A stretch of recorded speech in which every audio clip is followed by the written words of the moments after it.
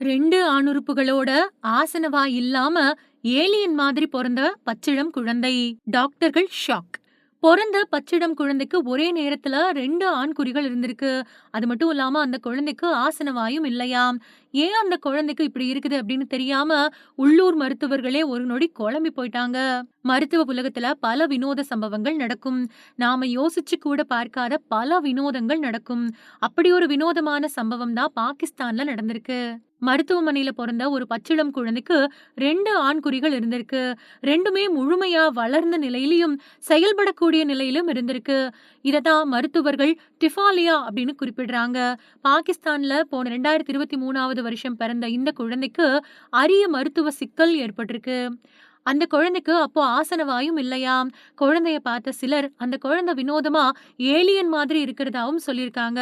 அதனால பொறந்த சில மணி நேரத்திலேயே அந்த குழந்தைக்கு அறுவை சிகிச்சையும் செய்ய வேண்டி இருந்திருக்கு. அப்போ அந்த குழந்தைக்கு இருந்த கூடுதல் ஆண்குறியையும் நீக்கியிருக்காங்க. டிஃபாலியா அப்படிங்கிறது ரொம்பவுமே அரிதான ஒரு பிறவி குறைபாடு. உலகத்திலேயே 60 லட்சம் பேர்ல ஒருத்தருக்கு மட்டுமே இந்த மாதிரி ஏற்படும். இந்த குறிப்பிட்ட வழக்குல அந்த குழந்தைக்கு 2 ஆண்குறிகளும் சாதாரணமாவே இருந்திருக்கு. அது மட்டும் இல்லாம 2க்கும் தனித்தனி சிறுநீர் பாதை திறப்புகள் இருந்திருக்கு.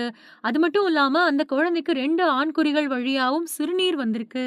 டாக்டர்கள் ஸ்கேன் பண்ணி பார்த்ததுல 2 சிறுநீர் குழாய்களுமே சிறுநீர் பையோட இணைஞ்சிருக்கிறது தெரிய வந்துச்சு.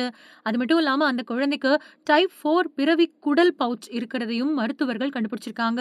அதுக்கப்புறமா குழந்தை பாதுகாப்பா மலம் கழிக்க சிக்மாய்டு கோலோஸ்டமி உருவாக்கப்பட்டிருக்கு. இந்த மாதிரி சூழல் பச்சிளம் குழந்தைக்கு ஏற்படுறப்போ உடனடியா ஆபரேஷன் பண்றதே ஒரே தீர்வு. இந்த நிலை பெற்றோர்களுக்கு அதிர்ச்சியா தோன்றினாலும் குழந்தை சிறுநீர் கழிக்க முடிஞ்சா போதும்.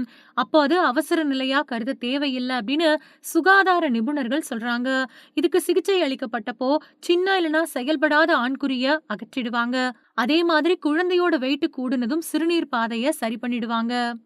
இது அரிதாவே குழந்தைகளுக்கு ஏற்படுது. எதுக்காக இது மாதிரி ஏற்படுது அப்படிங்கறத கண்டுபிடிக்க தீவிர ஆய்வுகள் நடந்துகிட்டு வருது.